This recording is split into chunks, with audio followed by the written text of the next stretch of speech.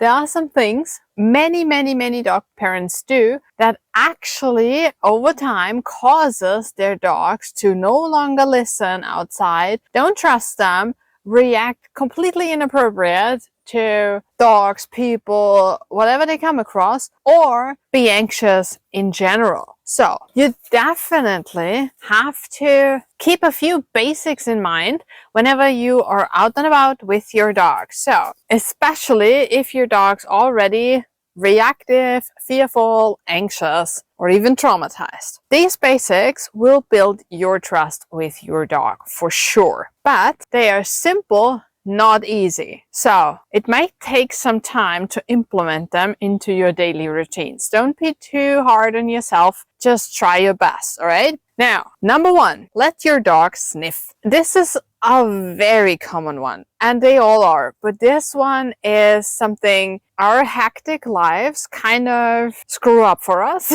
and we become very impatient, right? As a society, not just as dog parents, but people in general, or it seems to me like people in general become more and more impatient. Now, I have gotten this question a lot. How long is my dog allowed to sniff? Or is my dog sniffing too much? And the answer is always almost no. There is a yes when your dog is so overwhelmed with everything that he or she uses sniffing as an outlet, or there is some kind of medical issue and they try to disconnect from their body with sniffing, right? So it's kind of like a drug they're using. Yes, then it's too much. But in most cases, it's not too much. And if we think it's too much, it probably isn't. Now, if you're really worried, send me a video and we'll talk about it.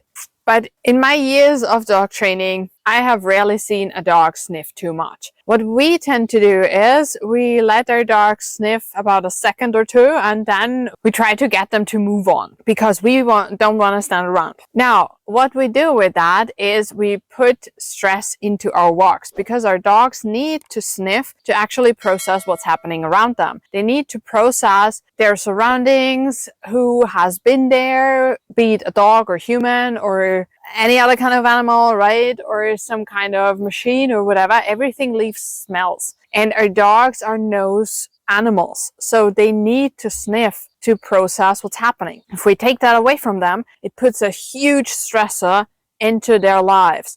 So we cannot be surprised if their overall stress level is just too high when we constantly take away their ability to process whatever's happening around them, right? Especially when these are long walks and we expect them to keep walking for like 3 hours or something. That is way too much. Yes, we can sometimes, once in a while, take them on hikes and maybe they won't sniff as much, or maybe they will sniff as much, but the walk in itself is longer than usual. But we cannot expect our dogs to go on daily walks for 3 hours and not sniff. That's just not how dogs are supposed to live, right? So this is definitely going to stress out your dog. And stress is always something that will diminish the ability to listen to you, to trust you, to react calmly to whatever is happening or coming across you outside or whatever, right? So we want a low overall stress level. The next thing is no phones, no distractions, except for making videos, right? And for that, you don't even need your hands. So you can strap your camera to your chest and just film your walk that way. If you want to use video to analyze what your dog's doing and stuff, which is awesome, right? Don't get me wrong, that is awesome. But other than that, no cigarettes, no calling somebody for just a quick chat, no texting, no social media, no nothing, right? Focus on your dog, right? This is the time you can spend with your dog in nature.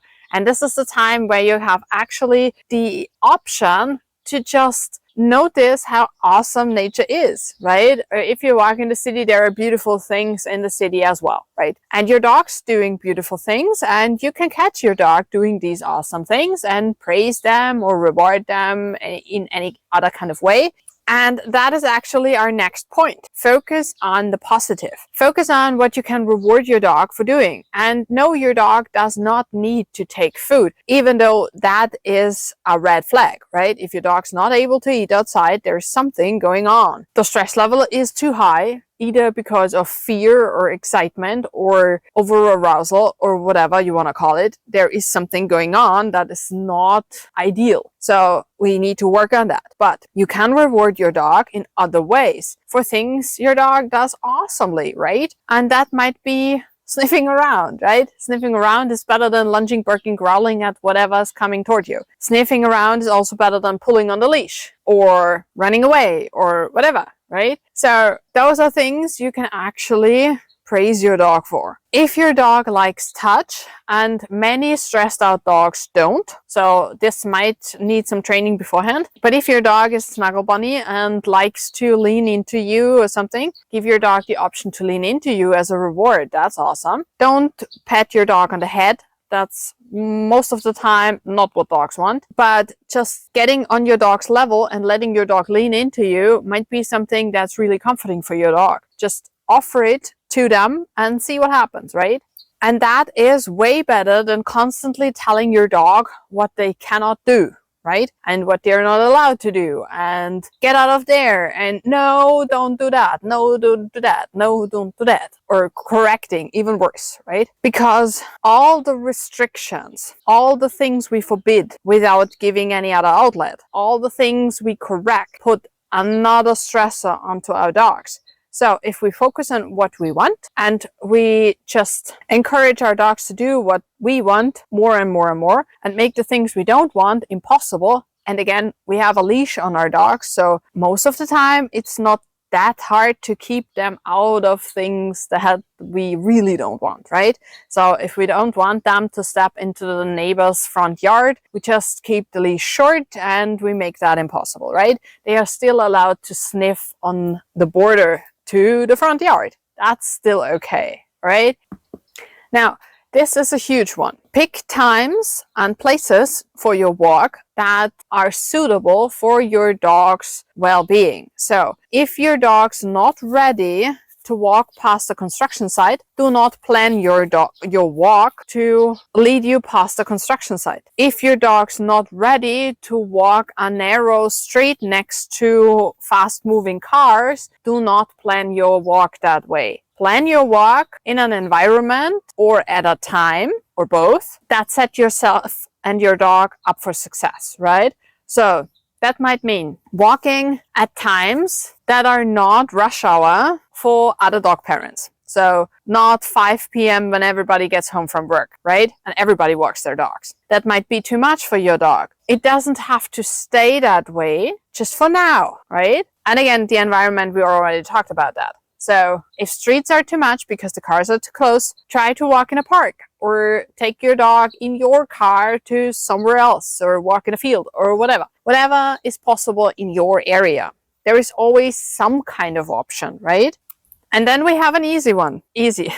A simple one. Don't waste your breath. So if you're pretty sure your dog will not listen to you because either you have already tried and your dog is just not responsive to anything because the stress level is too high or whatever, or just will not listen to a specific cue, do not cue your dog, right? Either at all or that specific cue. Don't use it. If you're not sure your dog will listen to it, don't use it. You will only destroy it, because cues get destroyed whenever your dog does not listen to them. Whenever your dog ignores a cue, the cue becomes less and less effective with every single time. So whenever you cue your dog outside to do whatever and your dog does not listen, the cue becomes less effective. So let's say you are saying your dog's name, but your dog keeps on sniffing, does not turn around, does not even prick an ear into your direction or whatever. The dog's name becomes more and more irrelevant. That's what most dog names have become over a very short period of time. They hear it so often and ignore it so often that it becomes completely meaningless. That's why I almost never use a dog's name as a cue at all. But if you want it to be a cue, be very specific about what you want your dog to do. So it cannot be look at me or come back. It needs to be look at me and only look at me, or it needs to be come back to me and only come back to me. It cannot be both, right? I like to use something else because it's easier to not use it in day-to-day life, right? If it's another word. But for our walks, we only use things we are sure will work. And if you want to train things that work on your walks, you start them in an environment that is completely boring. So your living room, for example, and then the backyard, and then the street right in front of your backyard, and then on a walk, right? But before you move on to the next step, you have to be 100% sure that the step before is completely cemented into your dog's physiology. So your dog does it without thinking about it, right? And then we have one thing that is kind of a deal breaker when it comes to loose leash walking. And that is, do not pull your dog anywhere. When we try to teach loose leash walking, we are making a deal with our dogs. The deal is you walk on a loose leash, that brings you to where we want to go, plus a reward, right? Especially in the beginning. A deal breaker is if you start pulling your dog from A to B. So let's say your dog's sniffing somewhere and you want to continue walking. You cannot just pull your dog with you. That's not okay. It's very uncomfortable for your dog. It's again interrupting sniffing, which is not a good idea. We already talked about that. And for fairness sake, in my opinion, if we want our dogs to keep the loose leash, we need to keep the loose leash as well. So if we want to have something that makes our dogs continue walking because there might be a moment when we need it, we can use a come on cue or whatever. Again, for that, the stress level has to be low, like for any other cue, and for a walk to be pleasant at all. So we need all of these things to keep our dog's stress levels low or to reduce the stress level if it's already high, and that will improve the training capabilities for everything else. So be it fear, anxiety, reactivity, whatever. It will make them listen better to you. It will make them more able to trust you. And if you want to learn more about how you can build trust with your dog, watch this.